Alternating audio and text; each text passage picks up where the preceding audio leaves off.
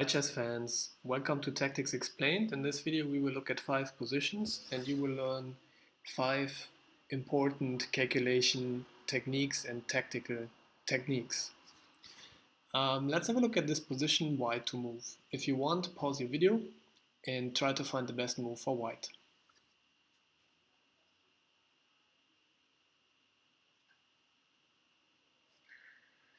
Okay, the winning move is bishop d2, deflecting the bishop, and black cannot stop the pawn anymore.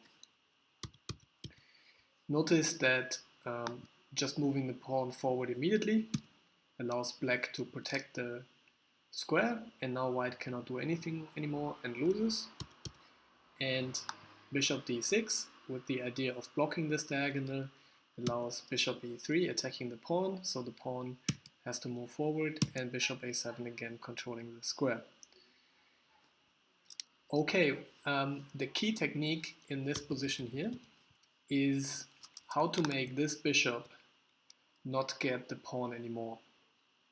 And very often a technique to do that is to deflect that bishop. Once the bishop takes the bishop here, the white has sacrificed his bishop, but has deflected the bishop who cannot get the pawn anymore now. Okay, let's have a look at the next position.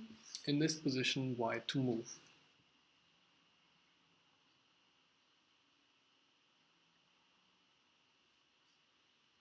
Okay, the best move in this position is bishop takes d5, attacking the queen. And if black now takes with knight e takes d5, rook takes check, forces knight takes e8, and after queen h7 check, king f8, bishop d5 attacks the rook and the pawn, and even if black now takes this knight here, white will win the rook. And in this position here, if the other knight takes, then we simply have queen h7 check and mate. And if none of the knights takes, if for example the queen moves away, white has the resource knight f6 check, and the queen comes in and mates again. Okay, so what is the technique that we can learn from this position? The technique is to overload the opponent's pieces, and the two pieces that are being overloaded here are those two knights. This knight here performs an important function. It performs the function of guarding the h7 square. If the knight ever was not to perform this function anymore, white can come in with the queen and cause usually big trouble for black. This knight here is also performing an important function. The problem is that this rook is not protected. Well, it is protected by this knight, but we have seen that this knight is also busy already protecting the h7 square. So this rook is a loose piece, and if ever this knight would move away, this knight here on e7 is performing the function of blocking the line towards the rook.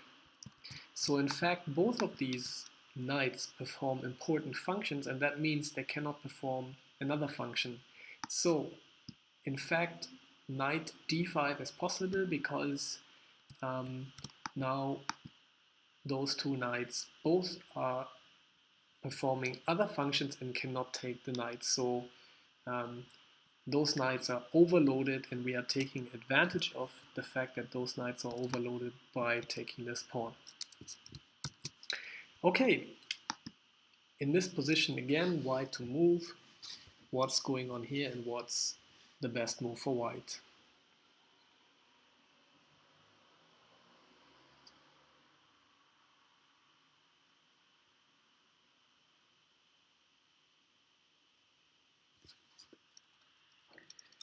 Okay, the best move for white is rook b8 check, so that if king takes, we can queen and attack the king and mate the king.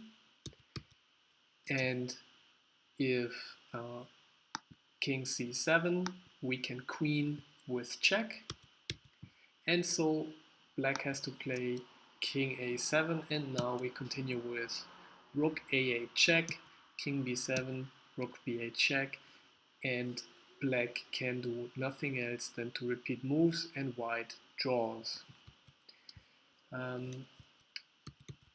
White cannot win in this position, because if we would queen the pawn here, black can simply give mate. We are one move too late.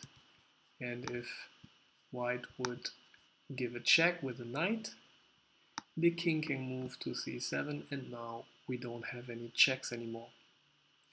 Any sensible checks. After knight e6, king d6, we have no more checks.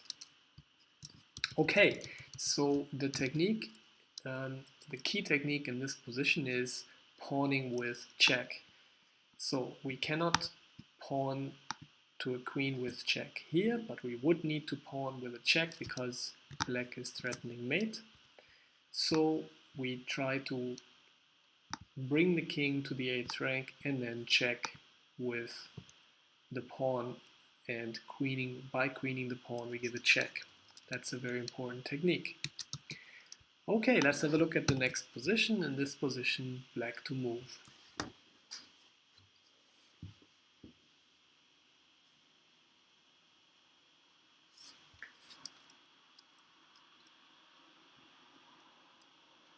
Okay, the best move in this position is knight f takes d5, attacking the queen. And if e takes, knight takes, attacking the queen again. If now the queen would move away, knight takes, bishop takes, queen takes, we can win the knight. In the end, there are too few pieces to defend the knight, and black has won 2 pawns. If in this position instead, after knight takes d5, we take again with the knight, and a similar position arises. Black has won a piece, or black has won the 2 pawns, just that there are 2 more pieces on the board. Okay, so what is the key technique that we can learn from this position? The key technique is attacking loose pieces. If you look at white's position, the bishop on b2 is a loose piece, and the knight on d2 is also a loose piece because it is only protected by the queen at the moment, and it can potentially be attacked by both the rook and the queen. So the technique is how to attack those loose pieces, and it turns out that we can actually sacrifice a knight because we will give up the knight, but then we will win one of the loose pieces back. That is the whole idea. So we can give up a knight because those 2 pieces are loose. In the variation of knight takes, we take back and we have given up a piece, but after queen check, we take the loose piece. So there's 1 loose piece left, and we take it and have gained back our piece and netted 2 pawns.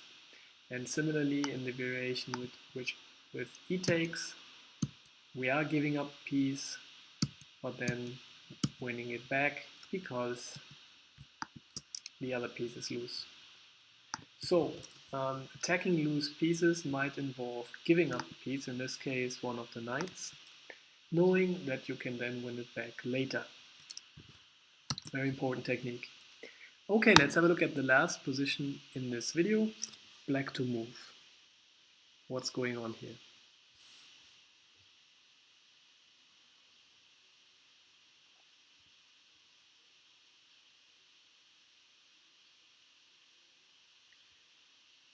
Okay, the best move is knight takes f3, attacking the king and the queen, so white has to take, and then in this position rook e1 check.